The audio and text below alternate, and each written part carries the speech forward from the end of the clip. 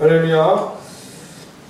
오늘은 어버이 주일을 맞이하여서 부모님을 다시 한번 또 생각해보고 또 나는 부모로서 어떤 가정을 이루어 나아가야 될지를 생각해보는 시간을 갖기를 원합니다. 여러분, 김소월 시인의 부모라는 시가 떠오릅니다. 여러분 아시죠? 낙엽이 우수수 떨어질 때 겨울에 기나긴 밤 어머님하고 둘이서 앉아 옛 이야기 들어라. 나는 어쩌면 생겨나와 이 이야기 듣는가 묻지도 말아라. 내일 날에 내가 부모 되어서 알아보리라 라는 시입니다. 부모님은 우리가 언제나 생각해 보아도 나에게 은혜 그 자체인 것이죠. 제 본가가 경주 김씨입니다. 제 본족은 경기도 평택입니다. 제 혈액형은 B형입니다. 이것은 내가 얻고자 해서 얻을 수 있는 것이 아니었습니다. 이것은 내가 이 세상에 존재하게 하신 내 부모로부터 물려받은 것이죠. 이것을 부인할 수 있는 사람은 이 땅에 아무도 없습니다. 여러분, 이것 하나만으로 내가 오늘을 이 삶을 살아갈 수 있게끔 도와주신 것 하나만으로도 우리는 부모에게 감사해야 하고 부모에게 그 은혜를 갚아야 하는 것이죠. 여러분, 선택할 수 없는 존재의 근원으로서의 나의 부모님, 우리들에게는 은혜와 감사의 대상이 되어집니다. 그러나 여러분, 또 우리가 세상은 경험하지 못하는 예수 믿고 구원받은 우리들만이 얻을 수 있는 부모님으로부터 얻을 수 있는 놀라운 유산이 있습니다. 그것이 바로 무엇입니까? 믿음이죠. 우리는 부모로부터 이 믿음의 유산을 이어받아 지금의 이 신앙을 가지고 살아갈 수 있게 되었습니다. 이것 다시 한번 감사해야 하는 것입니다. 여러분, 성경은 지속적으로 우리에게 믿음의 가정을 강조하고 있습니다. 여러분, 그래서 자식들에게는 그 부모에 대한 공경심, 그리고 부모에 대한 사랑, 부모에 대한 은혜, 부모에 대한 감사를 표현하도록 성경은 지속적으로 우리에게 말하고 있다는 것이죠. 왜 그럴까요? 여러분, 구약 성경은 원래 제목이 없었습니다. 원래는 제목이 없었는데 이 히브리 말로 기록되어 있던 구약 성경에 이 히브리인들이 제목을 붙였어요. 그래서 각 권마다 첫 글자들을 따서 제목을 붙이게 되었던 것이죠. 그래서 창세기는 원래 처음 단어가 채택이 되어서 창세기라는 이름이 쓰여지게 된 것입니다. 창세기의 첫 글자가 뭡니까? 태초에죠. 태초에라는 단어가 히브리어는 브레시트라는 단어인데요. 이 단어가 이제 헬라어로 번역될 때에 기원, 근원이라는 의미가 되는 게네시스라는 단어로 사용됐습니다. 게네시스라는 단어가 결국 기원, 그래서 우리 창세기의 이름이 붙여진 것이죠. 그래서 우리가 창세기 하면은 창세기의 내용 자체가 전부 다가 마치 하나님의 천지창조의 이야기와 태초의 이야기로 기록된 것 같아요. 제목만 읽어보면. 그러나 사실은 여러분, 이 하나님의 천지창조의 이야기는 창세기를 읽어보면 1, 2장에 끝납니다. 1, 2장에서 끝나게 되고 그 이후의 이야기 뭔지 아십니까? 여러분, 하나님이 가정을 만드시고 그 가정을 택하시고 그 가정을 통해서 하나님의 역사가 어떻게 이루어지는지를 기록해 놓고 있다는 것이죠. 창세기 이야기는 그러니까 하나님의 그 큰 그림 안에서 보자면 하나님이 태초에 이 땅에 이 천지를 창조하시고 인간을 만드시고 인간에게 가정이라는 공동체를 허락하신 큰 그림 안에서 보자면 하나님의 뜻은 하나님의 예수 그리스도의 구원 사역의 첫 출발점은 어디에서 시작되느냐? 가정이라는 것을 우리가 알 수 있다는 것입니다. 그래서 가정에서 주도적으로 믿음을 이어가고 믿음을 계승하고 믿음을 지키면서 하나님의 천지창조의 그 사명을 감당하라는 내용이 창세기의 내용이 되는 것이죠. 유대인들은 하나님을 부를 때 이렇게 부릅니다. 아브라함의 하나님, 이삭의 하나님, 야곱의 하나님이라고 부릅니다. 이 의미는 아브라함과 이삭과 야곱 이 세 명만이 정말 훌륭한 인물이었기 때문에 이들의 이름을 붙여준 것이 아닙니다. 아브라함과 그 자식 이삭과 그 자식 야곱에게 이어져 계승되어 있던 하나님의 믿음을 강조하는 것이죠. 이 히브리인들에게는 믿음의 가정, 얼마나 중요한 것인지를 그들은 이 아브라함과 이삭과 야곱의 하나님을 고백할 때마다 이들은 그것을 마음에 새기게 되어진다는 것입니다. 사랑하는 여러분, 우리도 마찬가지입니다. 저와 여러분의 이 신앙은 어디에서부터 온 것입니까? 나를 낳아주시고 나를 존재케 해주신 나의 부모님, 그 부모님에게 받은 은혜이며 그 부모님에게 물려받은 유산이 되어지는 것입니다. 그리고 결국 저와 여러분도 어떻게 해요? 부모가 되는 것이죠. 그리고 결국은 자녀를 두게 되어 있습니다. 그리고 그 자녀에게 어떻게 해요? 이 물려받은 감사의 마음들을 고스란히 전달해 주어야 하는 것이 바로 부모로서의 나의 책임이라는 것입니다. 성경은 그것을 우리에게 지속적으로 강조하고 있습니다. 제가 이것은 결혼 예비학교 할 때에 늘 설명하고 말씀드리는 건데, 왜 결혼합니까? 결혼이라는 분명한 목적이 바로 거기에 있다는 것이죠. 하나님의 이 구원의 사역, 하나님의 이 믿음을 다음 세대에게 이어줘야 될 의무감을 가지고 결혼하는 것입니다. 사랑하는 우리 예수님만 구주교회 성도 여러분, 여러분 한번 잘 생각해 보십시오. 내가 나된 지금의 내가 나로 존재할 수 있었던 이유는 바로 나의 부모님이 계시기 때문입니다. 이것을 부인하면 부인할수록 누가 불행해지느냐? 내가 불행해지고 내 자녀들이 불행해지는 겁니다. 여러분, 오늘 이 시간 내 자녀가 행복하길 원하시죠? 우리 여기 오늘 또 온 가족들이 우리 집사님, 따님들과 함께 너무 참 보기 좋은 모습이에요. 이렇게 자녀들이 어떻게 되든 믿음을 이어받기를 원하시잖아요. 그러려면 어떻게 해요? 부모를 공경하라는 거예요. 이게 성경이 우리에게 알려준 원리입니다. 오늘 예배 끝나고 돌아가셔서 부모님께 전화 한번 드리세요. 찾아뵙지는 못하더라도 여러분 전화를 드리시고 부모님께 내가 해야 할 자식으로서의 효를 다하는 겁니다.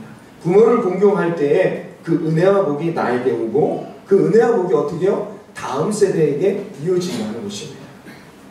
신명기 9장 10절에 십계명에 대한 이야기가 나옵니다. 여호와께서 두 돌판을 내게 주셨나니 그 돌판의 글은 하나님이 손으로 기록하신 것이요 너희의 총의 날에 여호와께서 산상불 가운데서 너희에게 이르신 모든 말씀이니라 라고 말합니다. 십계명을 성경은 뭐라고 얘기했느냐? 친히 하나님이 기록한 말씀이라고, 명령이라고 말하고 있습니다. 여러분, 하나님께서 친히 돌판에 본인이 십계명을 기록해 주셨습니다. 그래서 십계명에 여러분 제가 오후에 배웠나요? 십계명에 대해서 한번 다룬 적이 있습니다. 1계명부터 4계명은 누구와의 관계의 말씀이죠? 하나님과 나와의 관계의 말씀이죠. 5계명부터 10계명은요 인간 관계에 대한 이야기입니다. 그래서 1계명부터 4계명이 한 판에 기록되어 있고 두 번째 판에는 뭐예요? 5계명부터 10계명의 말씀이 기록되어 있어요. 그러니까 하나님과의 관계를 먼저 확립하고 사람과의 관계를 만들어 나아가는 거죠. 그런데 하나님이 친히 쓰신 그 10계명의 5계명이 뭔지 아십니까? 인간관계의 첫 번째 관계를 잘 맺어라. 5계명, 내 부모를 공경하라. 여기에서부터 우리의 인생의 복된 관계가 이루어져 나아간다는 겁니다. 여러분, 자녀들에게 좋은 관계, 우리 아가가, 내 자녀가 세상에 나아가서 사람들과 좋은 관계를 맺어야 될 텐데 해서 뭐 별걸 다 시키죠. 이것도 시켜보고 저것도 시키고 별걸 다 시킵니다. 그러나 여러분, 내 자녀가 세상에 나아가 정말 복된 관계를 유지하게 하기 위해서 이 자녀가 누구를 보면서 관계를 맺느냐? 부모라는 거예요. 그리고 내가 내 부모를 공경한다. 그 모습을 보면서 그 자녀는 관계를 올바르게 형성한다는 거예요. 여러분, 내 부모를 공경함이 모든 인간관계의 근본임을 깨달으시길 바랍니다. 왜 오늘 우리 어르신들 이렇게 다 빨간 꽃, 카네이션 다 하셨어요. 우리 교회에서 아까 청년들이 들어오실 때 여러분들도 카네이션을 사다 드립니다. 왜 그렇게 하는 겁니까? 왜 부모를 공경해야 합니까? 거기에서부터 우리의 모든 관계의 근본이 형성되기 때문입니다. 여러분, 부모와의 관계가 좋지 않은 사람, 세상에서의 관계도 썩 좋지 않습니다. 오늘 본문에도 예수님께서 자신의 어머니를 걱정하세요. 자기는 이제 죽게 되잖아요.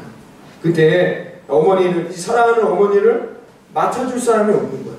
내가 이제 이 땅에 없게 될 때에 내 사랑하는 어머니, 그래서 제자에게 자신의 어머니를 맡기는 장면이 오늘 본문에 나와 있습니다. 예수님도 자신의 어머니를 걱정했다는 것이죠. 우리는 종종 이것을 잊어버릴 때가 있어요. 무엇을요? 예수님에게만 초점을 맞춰요. 예수님이 예수님 된 데에는 예수님을 예수님 만들어주신 그 어머니의 믿음과 신앙이 있었다는 것을 우리는 잊어서는 안 된다는 것입니다. 마리아의 양육과 마리아의 믿음과 마리아의 훈련이 있었기 때문에 예수님이 예수님 될 수 있었다는 것입니다. 여러분, 마리아 어머니, 그 어머니를 그 예수님 잊지 아니하시고 오늘 이 본문에서 그 어머니 자신의 모습에 신앙과 믿음을 훈련시켜 주셨던 사랑의 어머니를 기억하고 있다는 것입니다. 사랑하는 성도 여러분, 하나님의 뜻은 언제나 어디에 있을까요? 우리의 가정 안에 있습니다. 내 가정 안에. 여러분, 하나님의 구원의 역사는 어디에 있을까요? 마리아와 요셉이라는 가정 안에 있었다는 것입니다. 예수님을 그 가정에 보내심으로 구원의 놀라운 역사를 이루셨다는 것이죠. 하나님의 이 인생, 이 역사의 히스토리 가운데, 하나님의 이 역사 가운데 계획은 어디에 초점을 맞추신다고요? 가정에 있다는 거예요. 여러분의 가정이 하나님의 뜻에 쓰임받는 그런 복되고 아름다운 가정이 되어지기를 주님의 이름으로 축원합니다. 여러분, 결국 그러므로 가정이 얼마나 중요한 것인가를 우리가 알 수 있다는 것입니다. 가정은 결국 하나님의 은혜를 함께 누리는 가정이 될 때에 그 가정이 가장 이상적인, 성경이 말하고 있는 가장 복된 가정이 되어질 수 있다는 것입니다. 그런데 중요한 게 있습니다. 우리 사회가 언제부턴가 이 가정이 붕괴되기 시작했어요. 깨어지기 시작했단 말이죠. 그것은 왜 그랬을까요? 성경이 우리에게 말해주는 원인과 똑같습니다.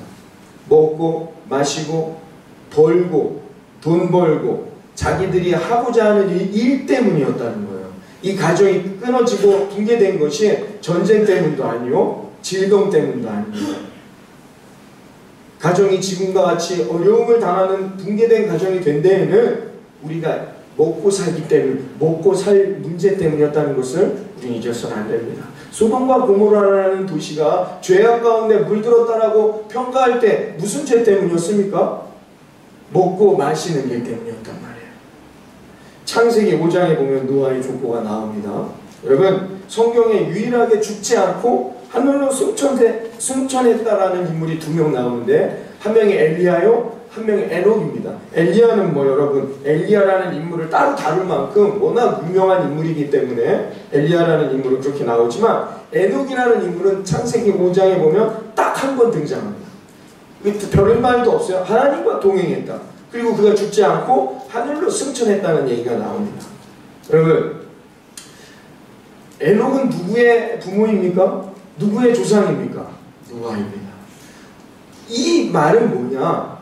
노아라는 인물이 나올 수 있었던 이유는 그 가정에 에녹이라는, 하나님과 동행하는 에녹과 같은, 죽지 않고 하나님께 승천받을 수만 있는 그런 훌륭한 인물이었던 에녹이라는 가정이 있었기 때문에 노아라는 가정이 있었다는 것을 그 창세기 5장은 우리에게 설명하고자 했다는 것입니다. 노아가 노아 될 수 있었던 이유는, 노아가 하나님의 구원의 사역을 감당할 수 있었던 이유는 그 가정이 에녹과 같은 가문이 만들어졌기 때문이라는 것입니다. 그런데 하나님이 이렇게 말씀하셨어요. 그런데 이 세상에 죄악이 가득했다. 창세기 6장 5절에 여호와께서 사람의 죄악이 세상에 가득함과 그 마음에 생각하는 모든 계획이 항상 악할 뿐임을 보셨다는 것입니다. 이 말은 뭐냐? 세상이 악했다는 거예요. 왜 악했을까요? 가정이 붕괴된 것입니다. 믿음의 계보를 이어가지를 못하게 되었다는 것입니다. 결국 그것이 하나님의 눈에 보실 때에는 악한 것이다라는 거예요. 가정이 붕괴되는 것, 가정이 파괴되는 것, 가정이 무너지는 것, 하나님 보실 때 악한 것이며 그것은 하나님이 보실 때 죄악이라는 것입니다. 여러분, 아브라함의 조카 롯 아시죠? 제가 주일 설교 때 말씀드렸어요. 롯의 부모님은 일찍 여였습니다.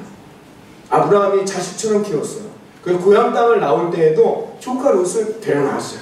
아브라함에게 자식이 없으니까 롯이 어떤 심정으로 롯을 대했겠습니까? 자식을 대하는 심정으로 대했어요. 그러니까 아브라함과 롯은 촌수는 다르지만 한 가족이나 마찬가지였습니다. 롯은 두 아버지가 없었고 아브라함은 자식이 없었어요. 한 가정이었죠. 그래서 이들이 어떻게 해요? 하나님이 말씀하시는 믿음의 땅으로 나아가다가 어떤 일이 일어납니까? 재산 때문에 갈등하게 됩니다. 그래서 이 가정이 어떻게 돼요? 붕괴되죠. 나누어집니다. 나뉘어진 이유가 뭐예요? 먹고 사는 문제들 때문이었어요. 잘 보셔야 합니다. 그래서 롯은 어떻게 해요? 아브라함 끝까지 그 가정을 지키고자 했어요. 그러나 롯은 독립을 했죠. 우리가 좋은 말로 독립이죠. 독립을 해서 롯이 어디로 갑니까? 소돔과 고모라로 갑니다. 신약으로 넘어오면 그런 얘기가 있죠. 둘째 아들이 어떻게 합니까? 아버지의 집을 떠납니다. 가정이 붕괴되는 거예요. 독자적으로 자기가 독립적으로 인생을 살아보겠다는 계획을 세웠어요. 결국 누가 실패하게 됩니까? 누가 죄악 가운데 있다라고 성경은 말하죠? 둘째 아들. 돼지의 주염 열매를 먹었다. 돼지라는 것들은 그 당시에 죄 가운데 있는 사람들을 빗대일 때 많이 사용되는 단어이죠. 돼지가 먹는 음식을 먹었다는 거예요. 여러분 이건 뭘 의미하는 겁니까? 가정이 붕괴되었다는 거예요. 가정의 붕괴는 반드시 심판받는 거예요. 롯이 어떻게 해요? 소돔과 고모라라는 곳으로 들어갔어요. 소돔과 고모라의 죄는 뭐라고요? 가정이 붕괴된 거예요. 가정에 기준도 없고 룰도 없어요. 가정이 와야 되는 것입니다. 여러분 지금 많은 청소년들의 범죄가 증가합니다. 말할 수 없는, 이건 입에 담을 수도 없는 그런 범죄들이 우리 중고등학생들, 초등학생들에게서 나타납니다. 여러분 왜 이런 범죄들이 나타나고 있는 것이죠? 가정이 붕괴되고 있기 때문이죠. 가정이 깨어지고 있는 것입니다. 여러분 이것이 하나님 앞에 범죄함임을 우리는 깨달아야 한다는 것입니다. 우리는 세상에 속한 사람들이 아니라 하나님께 속한 사람들입니다. 그런데 우리는 여전히 세상의 불에, 세상은 그렇게 살아가니까 독립적으로 살아라, 부모의 곁을 떠나 자기들 마음대로 사는 것, 그게 좋아 보여 그 세상의 파도에 휩쓸려가는 인생이 되어서는 안 된다는 것. 우리가 목숨을 걸고 지켜야 할 것은 지켜내야 한다는 것입니다. 그러나 우리의 현실은 지금 가정이 붕괴되고 있는 것을 고백하지 않을 수 없게 되는 것이죠. 오늘 TV의 대담 프로에 국문학 교수가 나왔어요. 그분에게 효에 대해서, 효를 어떻게 생각하십니까? 라고 물었어요. 거의 이제 70이 거의 다 돼가는 교수님이었죠. 그분이 이렇게 말했습니다. 우리 세대는 소위 자기 자신의 출세와 성공을 위해 고향을 등지고 부모를 버렸던 최초의 세대입니다. 이런 내가 과연 오늘 이 자리에서 효에 대하여 이야기할 자격이 있는지 두렵습니다. 70을 넘기신 부모님 세대들, 지금 여러분 어른을 공경하지 않는 시대이죠. 어른을 업신여기는 세대입니다. 오죽하면 노인은 없다, 노인을 위한 나라는 없다라는 그런 이야기들이 나오고 있습니다. 누가 이런 결과를 만들어낸 것입니까? 가정이 붕괴되던 말던 자신의 성공을 위해서 그 가정을 박차고 나온 바로 우리 부모 세대라는 거죠. 그렇기 때문에 여러분 자녀들에게 지금 그 결과를 받고 있는 것입니다. 그러나 여러분 지금 우리 부모가 된 젊은 세대들 명심해야 합니다. 우리도 그렇게 되는 것입니다. 부모를 공경치 않으면, 하나님의 말씀대로 내 가정을 붙들지 않고 지키지 않으면 우리도 그런 세대가 되어버리는 것이죠. 여러분 이 중요한 법칙, 이 법칙이 우리에게도 그리고 우리 또 다음 세대에게도 반드시 적용된다는 것입니다. 여러분 내 자녀가 행복하기 위해선 자녀만 보지 마십시오. 내 자녀가 행복하기 위해서 내 부모를 공경하는 거예요. 왜? 그 행복과 하나님의 복이 내 자녀들에게 이어져 가기 때문입니다. 신문에서 이런 조사를 한 결과가 나왔습니다. 우리나라 어린이와 청소년들이 느끼는 주관적 행복 지수를 OECD, 경제협력개발기구 OECD 중에서 조사해 봤더니 가장 낮게 꼴등의 결과가 나왔습니다. 한국방정환재단과 연세대 사회학 교수 팀에서, 사회발전연구소 팀에서 조사를 했습니다. 3, 4월에 공동으로 조사해서 전국에 있는 초등학교 4학년 이상 고등학교 3학년까지 6,400여 명을 대상으로 행복지수를 조사를 했습니다. 그래서 OECD 평균이 100점이에요. 100점. 1등이 어디냐? 스페인으로 나왔습니다. 113.6점이 나왔습니다. 우리나라는 얼마가 나왔는지 아십니까? 65점이 나왔습니다. 65점. 평균에도 거의 30점 이상이 떨어지는 거예요. 행복함을 느끼지를 못하는 거예요. 우리 자녀 세대들이. 그래서 아울러 행복하기 위해 가장 필요한 것이 무엇인가? 라고 우리나라 초등학교 4학년 이상 고3들에게 물어봤더니 초등학교 4학년 1위가 54.4%가 나왔습니다. 뭔지 아십니까? 가족이라고 대답했습니다. 그 다음이 건강, 친구 순으로 나왔습니다. 그러나 이 대답은 학년이 올라갈수록 바뀌게 되었는데요. 고2 때 가서는 내가 행복하게 가장 필요한 건 무엇인가 라고 질문했을 때 가족이 24%, 돈이 25%로 나왔습니다. 고3에게는 돈이 26%, 1위를 차지했어요. 돈이 필요하다는 것이죠. 이 밖에도 주관적 행복지수를 조사할 때 초등학교 4학년부터 가장 높은 고학년까지 행복을 위한 필요한 것이 무엇이냐고 대답했을 때 전부가 대답을 했습니다. 무엇이냐? 가족은 반드시 필요하다. 가족에서 행복감을 느끼는 아이들이 더 행복지수가 높은 것으로 이 설문조사에서 대답되었다고 합니다. 사랑하는 젊은 세대들이요, 자녀들을 두신 교회 30, 40대 여러분, 부모님을 공경하십시오. 여러분의 가정을 지키십시오. 부모로서의 최소한의 의무를 행하십시오. 여러분의 자녀들의 행복은 바로 거기에서부터 시작된다는 것입니다. 여러분, 가정을 돌보시고 이 부모로부터 물려받은 존재적 이유로서의 나의 은혜, 그리고 내가 만들어간 이 가정 안에 그 은혜는 바로 부모를 공경하면서부터 시작되어진다는 것을 여러분 명심하시기를 바라겠습니다.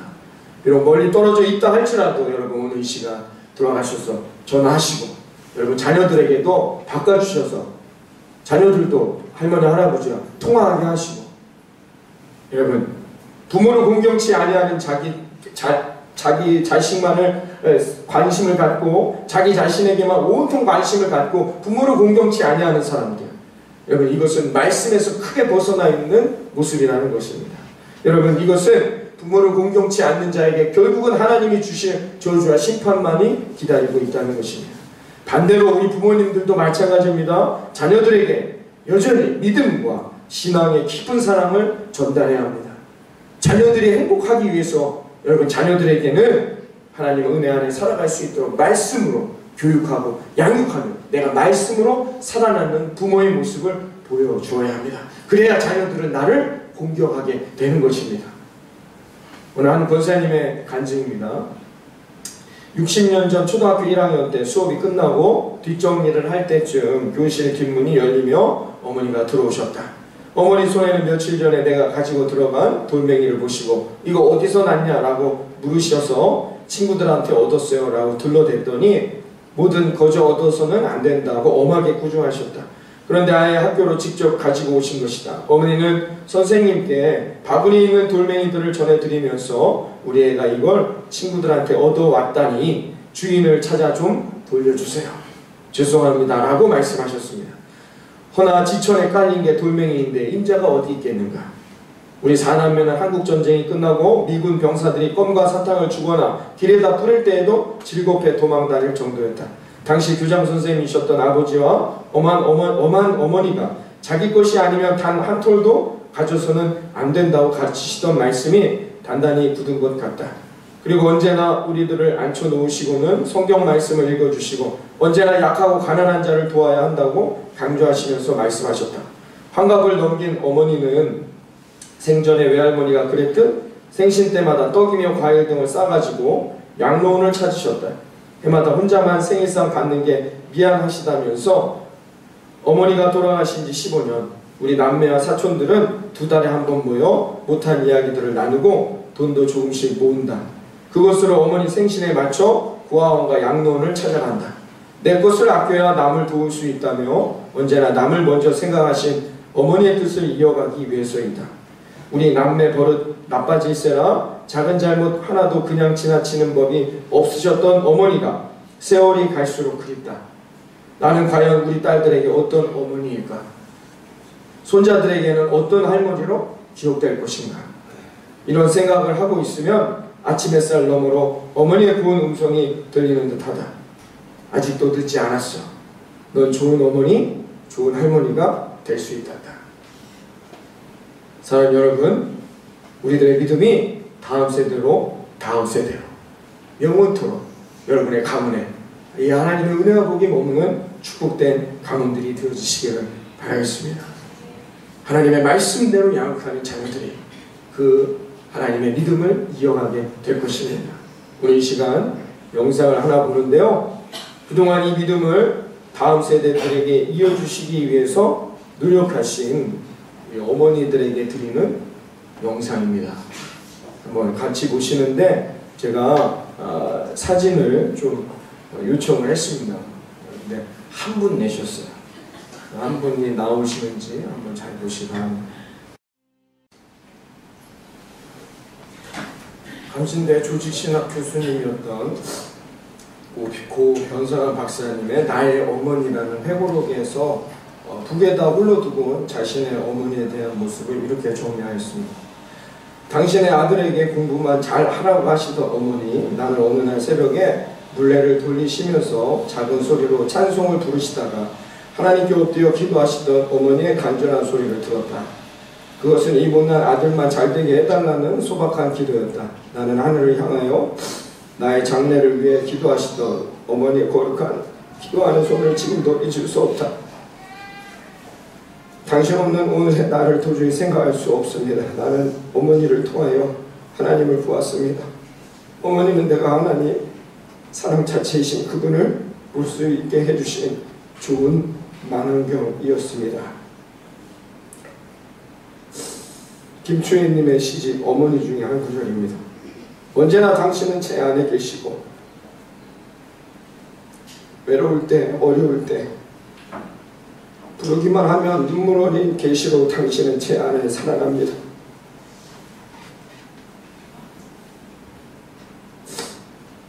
하늘과 땅은 갈라져 있어도 같이 있듯 저승에 계신 어머니는 자신의 가슴에서 이승을 함께 하시고 아픈 일 아니어도 아프고 아파도 아프지 않은 마음 제가 어미 되어 알고 깊이 웁니다. 요한일서 4장 18절에 사랑 안에 두려움이 없고 온전한 사랑이 두려움을 쫓아낸다라고 말합니다. 두려움 없이 담대한 믿음으로 지금까지 우리를 이곳까지 키워주시고 이곳까지 인도해 주신 이 땅에 살아가는 믿음의 어머님들 감사합니다.